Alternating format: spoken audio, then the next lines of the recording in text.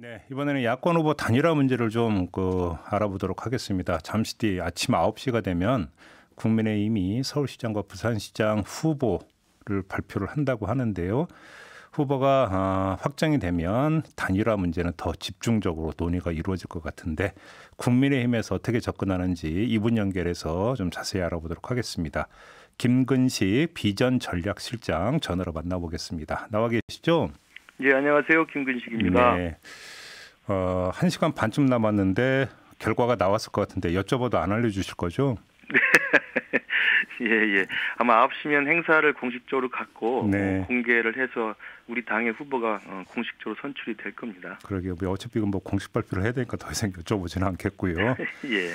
자, 아무튼 이제 경선 방식, 단일화 방식을 둘러싸고 좀 줄다리기가 되고 있는 것 같은데 실장님께서 시민 참여형 경선을 주장을 하셨는데 이거 어떤 개념이에요? 예, 지금 이제 마지막 최종 단일화라는 관문을 앞에 두고 있는데요. 네. 안철수 후보 측에서 지금 주장하시는 게 여론조사로 하자라는 말씀을 하고 계시고, 그렇죠. 그리고 적지 않은 단일화가 여론조사로 진행된 게 맞습니다. 여론조사가 중요한 단일화의 기법이기도 한데요. 예. 제가 말씀드리는 것은 단일화의 목표가 무엇인가, 그리고 단일화를 왜 하려고 하는지에 대한 근본 질문에 다시 좀 돌아가 보자는 이야기입니다. 네. 그렇게 본다면 단일화를 하는 목적은 지금 현재 앞서가는 지지율 후보를 정한다는 의미도 있겠지만 더 중요한 올바른 단일화의 목적은 단일화로 뽑힌 후보가 본선에서 승리할 수 있도록 본선의 경쟁력을 도와주는 단일화 과정이어야 된다는 생각이 들거든요. 예. 그 이야기는 이제 본선으로 올라가는 최종 단일화 후보의 경쟁력을 위해서 지지를 넓혀 나가고 또 우리의 지지 세력을 한 명도 이탈자가 없이 다 이렇게 스크럼을 짜서 모아갈 수 있는 결집을 하는 단일화여야 된다는 생각을 하기 때문에 네. 그런 단일화의 목표에 우리가 동의한다면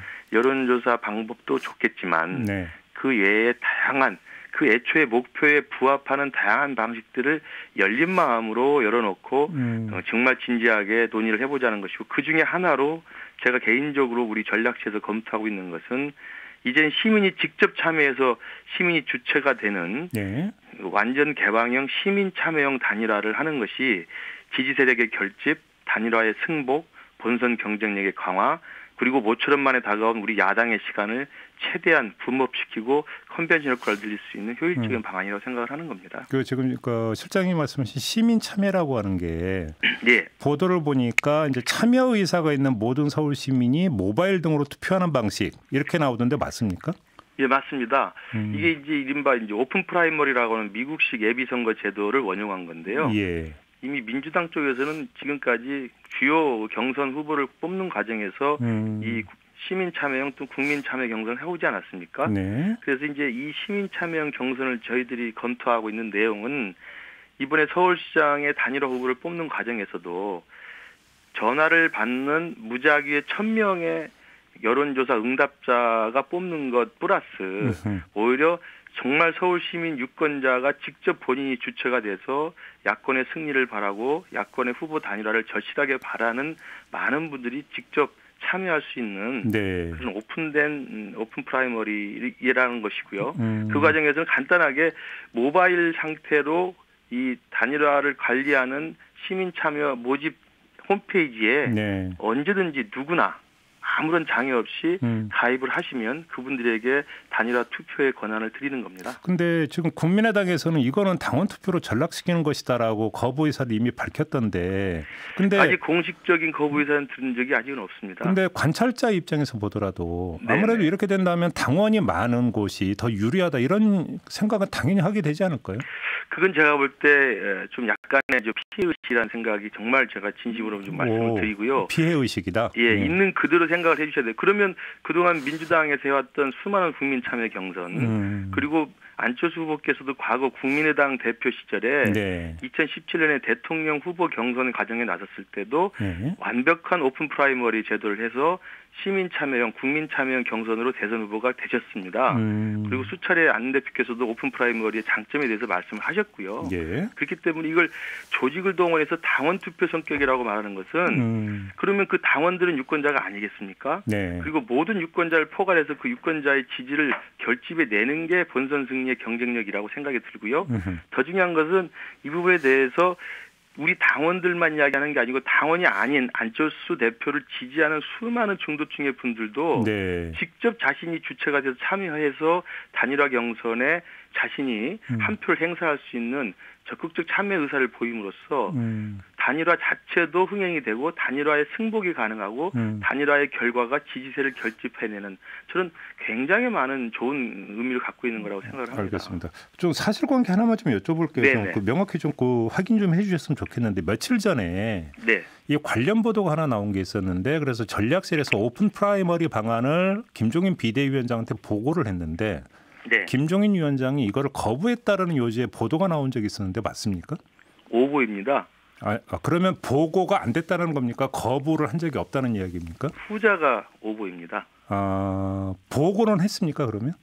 예, 그러니까 전략실에서 저희들이 전략실을 구성하자마자 네. 이 단일화에 대한 어떤 하나의 카드로서 이 부분을 내부적으로 검토를 했고 제가 대표께 수시로 보고를 드렸고요. 예. 그 부분에 대해서 그 동아일보의 관련 보도 그 부분은 어제도 대표께서 언급하신 게 있고 그저께부터 이 부분이 이제 언론에 보도되면서 대표께서 발언한 게 있지만 그 거부했다는 이야기는 오보라고. 그럼 보고는 됐고 근데 그러면 거부는 된 게 아니면 위원장도 이거에 대해서 이제 적극적으로 검토를 하고 있다는 뜻으로 이해를 해도 되는 겁니까?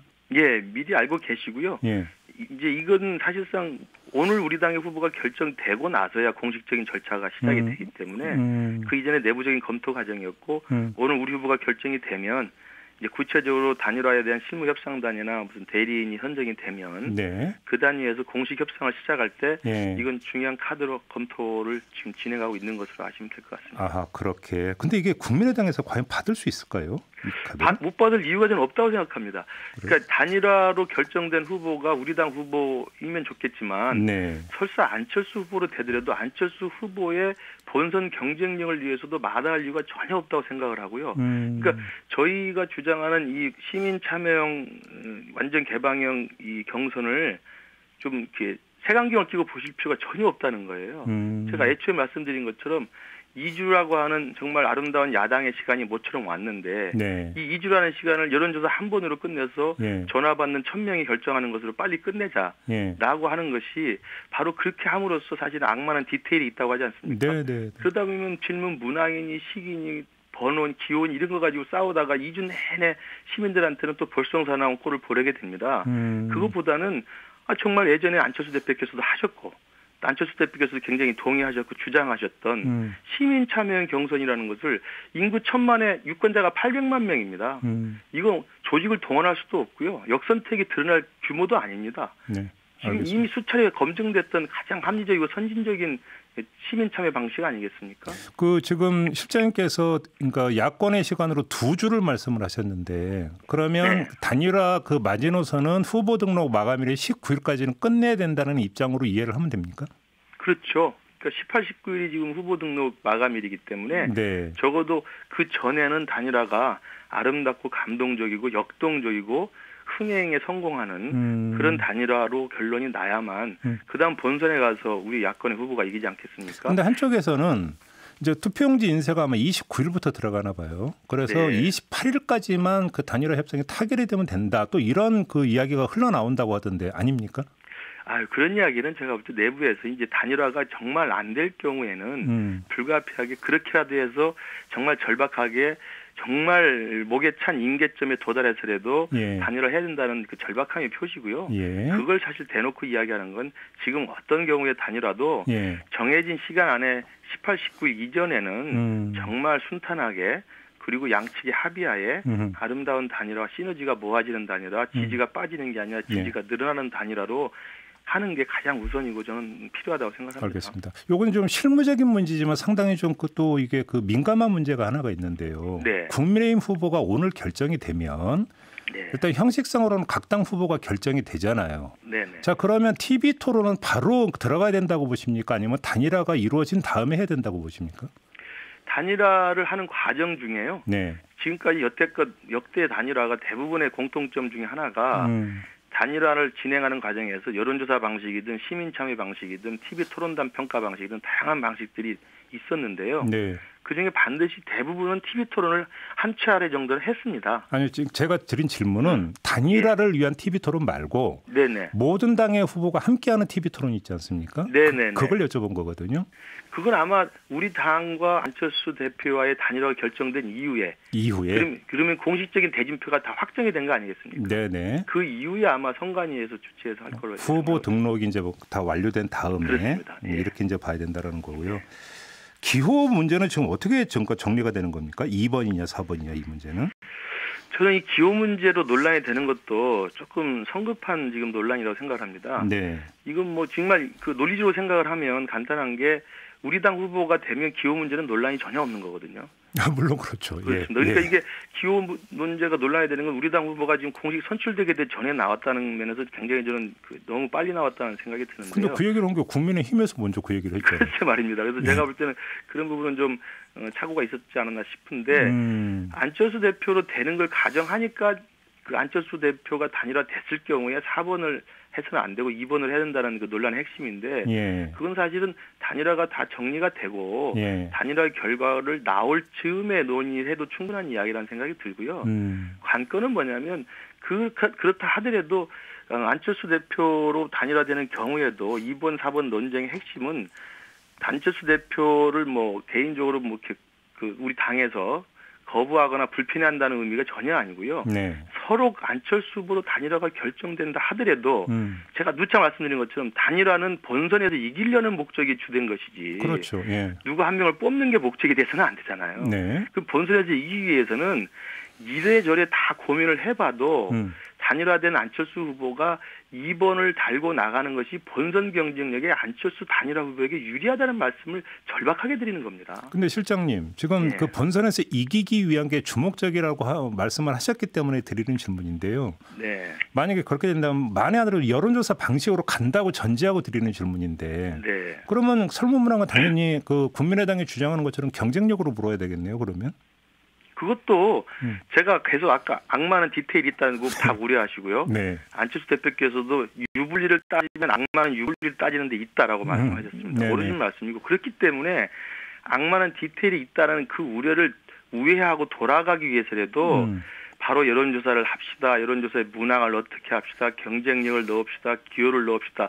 라는 디테일 논쟁으로 바로 들어가면 시민들에게 단일화 과정은 눈살을 찌푸리게 하는 지지율이 빠지는 과정이라는 말씀입니다. 그래서 단일화에 애초 하려는 취지, 단일화를 왜 하려고 하는지, 본선 경쟁력을 늘리려고 하고 야권의 최대한의 결집을 우리가 가시화시킬 수 있고 태극기부터 중도층까지를 아우를 수 있는 단일화 과정이라고 하는 애초의 취지를 먼저 동의를 하고 그 동의하에서 디테일의 문제는 차분히 원칙에 동의하면 마음을 열고 저는 논의할 수 있다고 생각합니다. 마지막으로 이걸 좀 여쭤볼게요. 여론조사 이야기가 나왔으니까 엊그저께인가 김종인 위원장이 요즘 발표된 여론조사를 별로 믿지 못하겠다는 취지의 말씀을 하시던데 그거 말고 당에서도 계속 이제 그 조사를 하고 있을 거 아닙니까? 아주 솔직한 버전으로 지금 어떻게 나오고 있습니까?